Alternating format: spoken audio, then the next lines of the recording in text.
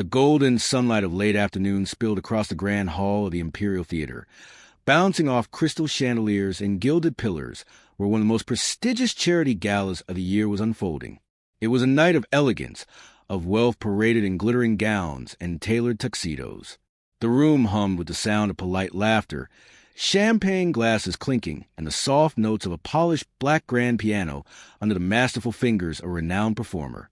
Everywhere, heads tilted proudly as conversations turned to investments, art collections, and luxury vacations. The guests were secure in their bubble of opulence, so wrapped in their glittering world that none of them noticed a thin figure standing quietly at the edge of the grand hall. She was small, her clothes threadbare, her oversized jacket torn at the sleeves, patched in places that still couldn't fully hide the wear. Her hair, tangled and wild from too many nights without shelter, fell into her wide, searching eyes. Her name was Ariela, and she was starving. It had been 2 long days since her last real meal. Hunger gnawed at her insides like a cruel beast, but her gaze wasn't fixed on the trays of hors d'oeuvres the waiters carried through the crowd. No, her eyes locked onto the shining grand piano at the center of the room. The piano glowed beneath the chandeliers, its polished surface gleaming as if it were lit from within. To the elite guests, it was a beautiful instrument, another marker of status. But to Ariela, it was something far deeper.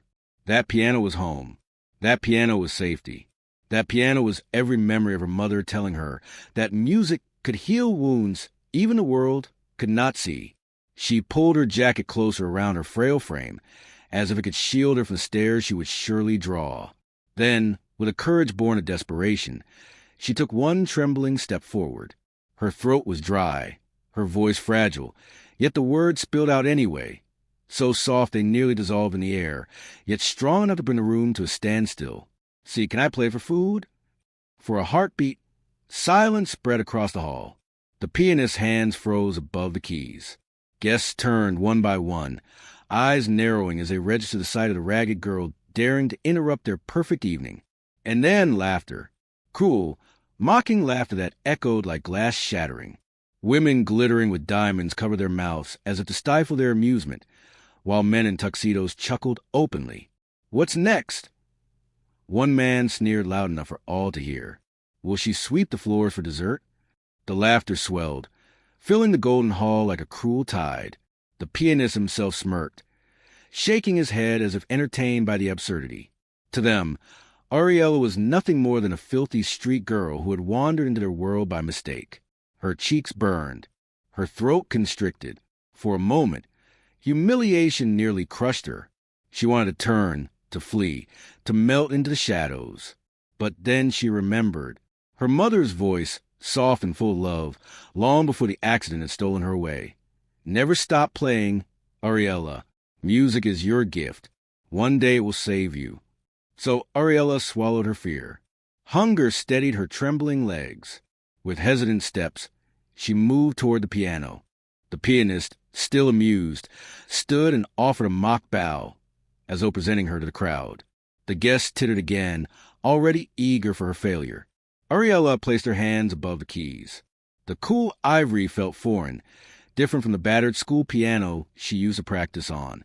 Her fingers trembled. The echo of laughter still rang in her ears. She closed her eyes. She inhaled deeply, and then she began to play. The first note was soft, almost hesitant, but then another followed, and another. The melody began to grow, flowing from her fingers like water bursting through a crack in stone. It wasn't a child's tune. It was thunder and rain, heartbreak and hope. It was grief woven with stubborn resilience, sorrow stitched with unbreakable light. The laughter faltered. One by one, the mocking smiles faded. The glittering crowd grew still. Every note Ariela played carried her story. Nights spent on cold pavement, the ache of loneliness, the raw wound of losing her parents. But it also carried defiance, a spirit that refused to shatter.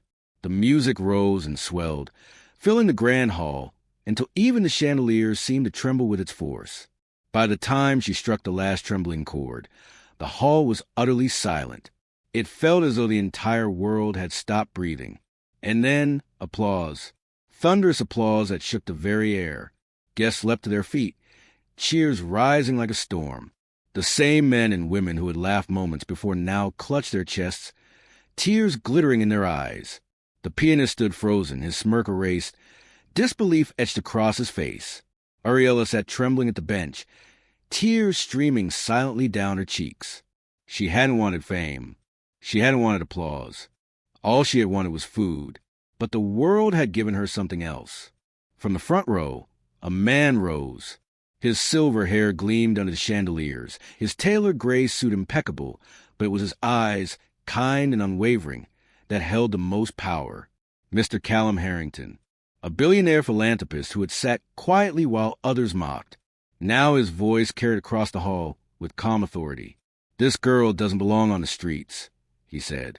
"She belongs on the stage." The hall erupted once more, but now with cheers of agreement.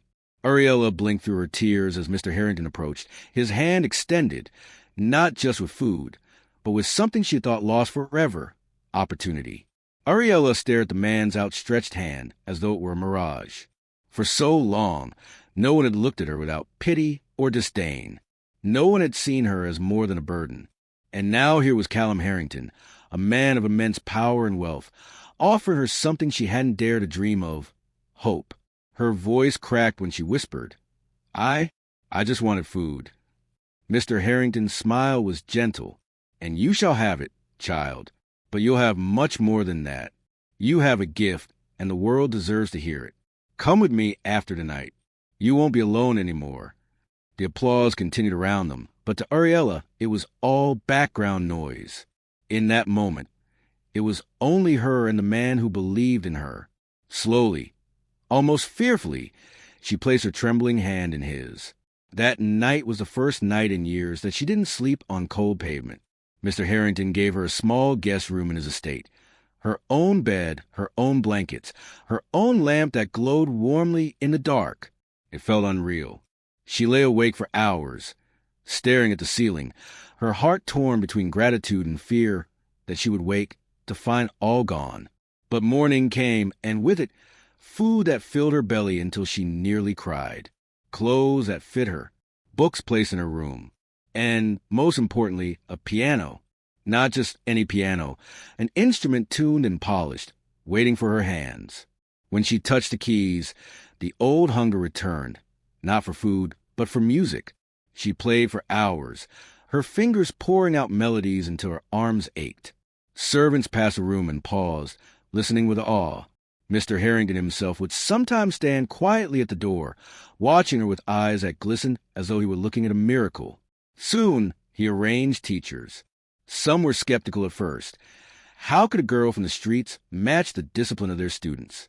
But then Ariela played, and all doubts vanished. They refined her raw power, guiding her hands, teaching her techniques, expanding her repertoire.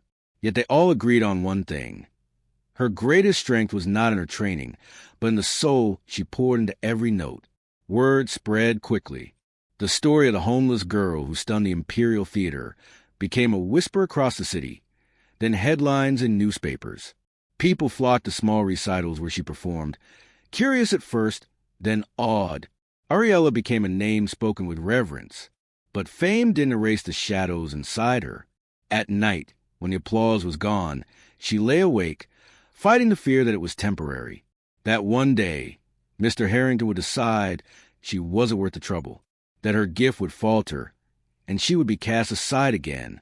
Sometimes she dreamed of the laughter in the Golden Hall, the cruel eyes that mocked her. Those memories clawed at her heart. Yet when doubt rose, she returned to her mother's words. Never stop playing. One day it will save you. And so she kept going. Years passed. Ariela grew not only in skill, but in strength. She wasn't the trembling child who had walked into the gala anymore. She was a young woman, her music commanding audiences far beyond her city. Invitations came from abroad. Stages that once felt untouchable now opened to her.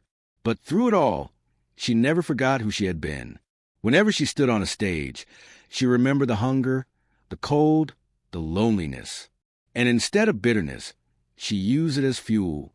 With Mr. Harrington's support, She began a foundation, an organization dedicated to helping homeless children. Every performance raised funds not just for her, but for them. Children who had once been invisible found shelter, food, and, like her, opportunities to explore their hidden talents. And then came the night that would define her forever. Carnegie Hall, the grandest stage of them all. The hall glittered with anticipation as Ariela stepped into the spotlight, her gown simple but elegant, her hair swept back. She bowed before an audience filled with the most influential figures in the world. Yet she wasn't playing for them. She was playing for the children in the front rows, the ones she had invited who sat wide-eyed, clutching each other's hands, some wearing new clothes for the very first time. She was playing for the girl she once had been, shivering and starving, ignored by everyone except for one man who had seen her worth. Her fingers touched the keys, and the music soared. It was fire and rain, sorrow and triumph. It was a story told without words, carrying her journey across every note. By the time the last chord faded, the hall was drenched in silence, hearts held still by the weight of what they had witnessed. And then applause. Not just polite appreciation, but an eruption, a roar of voices and hands, as if the world itself was rising to honor her. Ariela rose, bowing deeply. Her eyes swept the crowd until they landed on Mr. Harrington, now older, his silver hair nearly white. He sat in the front row, pride shining in his eyes. And for the first time, Ariela allowed herself to believe fully. She was no longer a forgotten girl at the edge of the hall. She was where she belonged. In the years that followed, Ariela's music continued to echo across the world. But more importantly, her kindness rippled outward. Children who once slept on the streets now found warmth. Talents that might have gone unnoticed bloomed. Her story became more than music. It became proof. Proof that even the smallest voice could silence cruelty. Proof that kindness could change a life. Proof that sometimes, when everything is broken, music can save you. And whenever she sat before a piano, Ariela would close her eyes and hear her mother's voice once more. Never stop playing, Ariela. One day it will save you. That day had come, and it would continue, note by note, into eternity.